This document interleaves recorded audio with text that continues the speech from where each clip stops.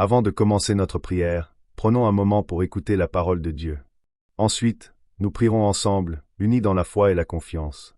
Aujourd'hui, je vous invite à méditer sur la prière d'Anne, que l'on trouve dans le premier livre de Samuel, chapitre 2, versets 1 à 3. Anne commence son cœur à accent grave cœur avec Dieu par ses paroles pleines de vie et de reconnaissance. Mon cœur se réjouit en l'Éternel, l'Éternel relève ma force. Ma bouche se rit de mes ennemis, car je me réjouis de ton salut. Nul n'est saint comme l'Éternel, il n'y a point d'autre que toi, il n'y a point de rocher comme notre Dieu.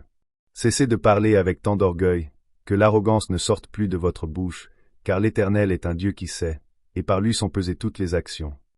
Ces mots ne viennent pas d'un cœur sans peine, mais d'une femme qui a traversé la douleur, l'attente, les larmes. Et pourtant, elle choisit la louange. Elle s'exprime avec gratitude, louant Dieu non pas parce que tout allait bien, mais parce qu'elle a expérimenté sa délivrance, son secours puissant. Anne reconnaît que ce n'est ni sa propre force, ni les circonstances, qui ont changé son histoire, mais Dieu seul. C'est lui qui l'a élevé, qui l'a fortifié, qui lui a donné la victoire. Elle affirme avec une foi audacieuse que nul n'est aussi saint, aussi fidèle, aussi solide que le Seigneur. Pour elle, Dieu est un rocher, un fondement inébranlable sur lequel elle peut s'appuyer sans crainte. Ces paroles résonnent encore aujourd'hui, comme une invitation à regarder en nous-mêmes. Où est la source de notre joie? Vers qui ou quoi nous tournons-nous lorsque tout s'effondre? Où cherchons-nous notre force, notre consolation, notre espérance? Bien souvent, nous plaçons notre confiance dans des choses temporaires, des succès, des relations, des possessions. Et pourtant, au fond de notre âme, rien de tout cela ne suffit vraiment. La prière d'Anne continue, cette fois dans les versets 6 à 10. Et là encore, elle élève la grandeur de Dieu. C'est l'Éternel qui fait mourir et qui fait vivre, qui fait descendre au séjour des morts et qui en fait remonter. L'Éternel appauvrit et enrichit, il abaisse et il élève. Il retire le pauvre de la poussière, il relève l'indigent du tas de cendres, pour les faire asseoir avec les grands et leur donner en partage un trône de gloire. Car à l'Éternel sont les colonnes de la terre, et c'est sur elles qu'il a posé le monde. Il gardera les pas de ses fidèles, mais les méchants seront réduits au silence dans les ténèbres. Ce n'est point par la force qu'on triomphe. Ceux qui combattent l'Éternel seront brisés, du haut des cieux, il tonnera contre eux. L'Éternel jugera les extrémités de la terre, il donnera la puissance à son roi, et relèvera la force de son oint. Anne proclame ici une vérité profonde, c'est Dieu qui gouverne toutes choses. Il tient entre ses mains la vie et la mort, la richesse et la pauvreté, l'humiliation et l'élévation. Il n'est pas un Dieu lointain et indifférent, mais un Père compatissant, qui voit les humbles, qui relève ceux que le monde méprise, qui transforme les histoires les plus brisées en témoignages de gloire. Elle nous rappelle également que Dieu est juste, il élève les cœurs sincères, mais il résiste aux orgueilleux. Rien n'échappe à son regard. Ceux qui s'opposent à lui ne pourront jamais triompher, car ce n'est pas par notre force humaine que nous avançons, mais par sa puissance à lui. La prière d'Anne nous pousse à une introspection. À qui appartenons-nous vraiment? Où plaçons-nous notre confiance? Sa foi, profonde et sincère, nous montre que Dieu est à la fois un sauveur plein d'amour qui nous relève de la poussière, et un juge équitable qui pèse chacune de nos actions. C'est dans cette tension entre amour et justice que nous sommes appelés à vivre, dans l'humilité et la confiance. Aujourd'hui, je veux t'inviter à faire comme Anne, à ouvrir ton cœur, à t'approcher de Dieu avec foi, à lui faire confiance même dans les tempêtes. Car il est fidèle, il entend, et il agit. Seigneur, je te remercie d'entendre mes cris, même ceux que je peux à peine exprimer. Merci d'avoir écouté les suggestions de mon âme, pour les actions silencieuses faites dans les larmes, pour les paroles prononcées dans le silence du petit matin, lorsque le poids de la vie semble le plus fort. Tu es là, dans chaque détail, dans chaque geste, dans chaque construction de mon cœur. Tu me dis tout sur mes enfants, et même quand je ne te vois pas, tu travailles avec moi comme mon préféré. Mon sauveur, mon tout. Je prie pour que tu me donnes un cœur pleinement réciproque, un cœur qui non seulement se réjouit en toi, mais dépend de toi pour la vie. Faites-moi savoir qu'il n'y a aucune joie dans nos possessions du monde, qu'il est aussi sombre que le logo se dissipe. Apprends-moi à t'ignorer quand tu es présent, à me retrouver quand je te vois plus tard. Que mon bonheur vienne sans aucune circonstance, mais il est certain que tu es avec moi, à tout moment. Donne-moi, Seigneur, des yeux spirituels pour voir au-delà du visible, pour voir ta main en mouvement même lorsque tout semble immobile.